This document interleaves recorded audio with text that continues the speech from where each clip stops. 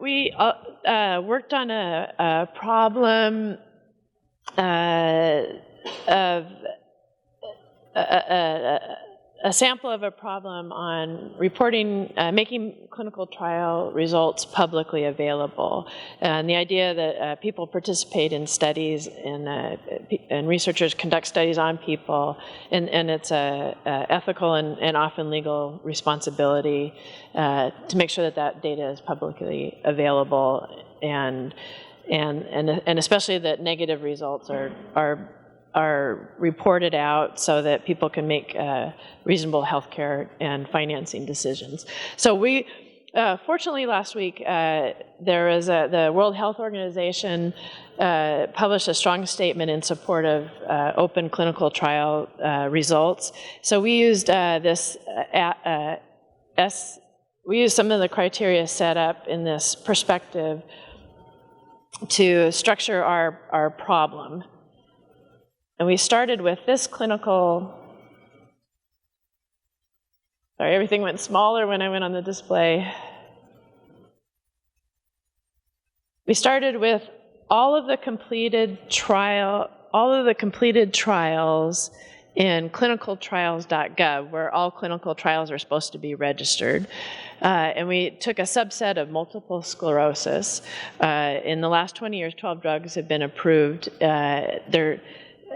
So there's a lot of data there. They're also very expensive, so it hits on some other healthcare financing issues. We downloaded that. We had ambitions of, and there's a field in the clinicaltrials.gov where researchers studies can put in their results without jeopardizing publication. So that's one way of getting the results out in a summary fashion. We had ambitions of connecting the clinicaltrials.gov data set with the PubMed data set, but we couldn't find a way to pull down data that would, with the clinical trial identification number. So that's a future project. And so we downloaded, this is what the clinical trials data set looks like, that we downloaded, 800 and some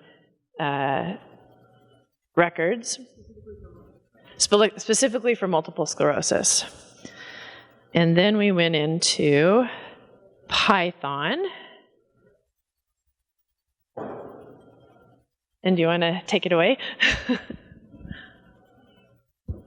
So I'll just talk a little bit about the process of trying to get the data in, which is a little bit more challenging than we had anticipated, because apparently Python doesn't like things like trademark symbols, copyright symbols, anything that basically my wife, the IP attorney, would like to see added to the name of a drug. So we spent a great deal of time basically just trying to clean up the data set, even before we could get Python to read it, so that we could strip out anything that was not, was it ASCII or Unicode? Which one was it, Jeremy?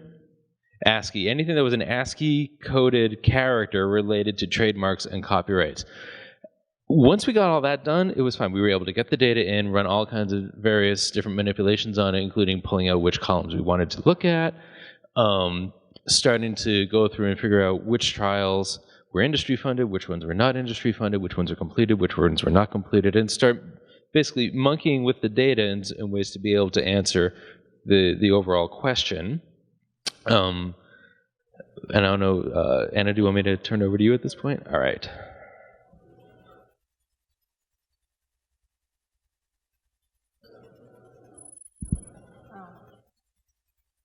All right, so we started out with a question. Yeah, I know, I'm gonna do it. Where's the thing where I can, there we go. We started out with the question of what,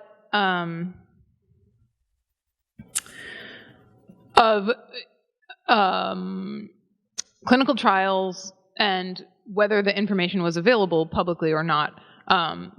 And particularly, we started with the hypothesis that perhaps there would be a difference between industry-funded studies and non-industry funded studies in terms of whether they, like in terms of the percentage that was publicly listed on clinicaltrials.gov.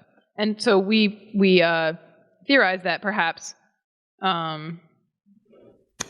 we theorized that perhaps industry-funded studies would be less well reported on, less well represented on clinicaltrials.gov. So yeah, this we're calling "If Excel Ain't Broke, Don't Use IPython," because it turned out that a lot of our questions were best answered using Excel, at least for our skill level in IPython. That we weren't really mapping anything in a geographical way. We ran into a lot of confusion using IPython about.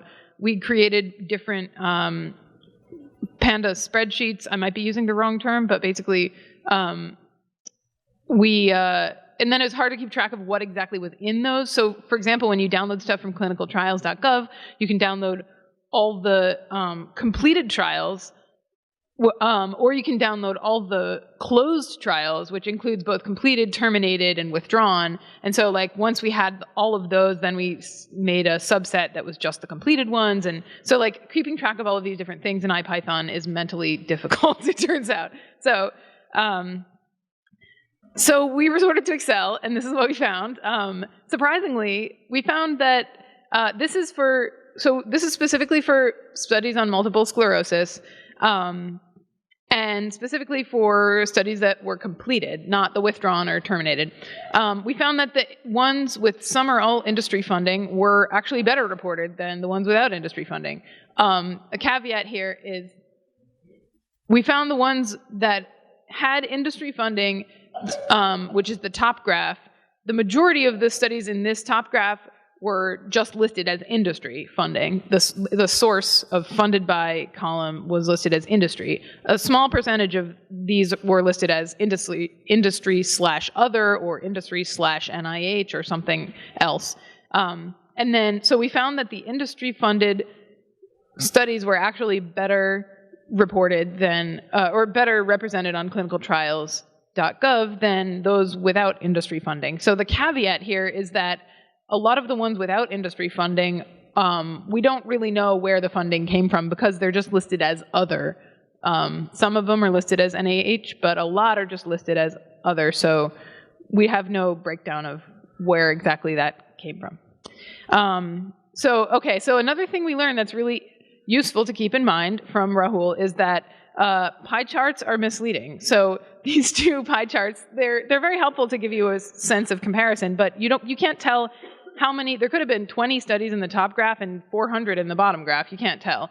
So instead, we made a stacked bar chart, also in Excel, which is very nice for doing this. And so you can see that there were more clinical trials on the left with industry funding overall than there were without industry funding.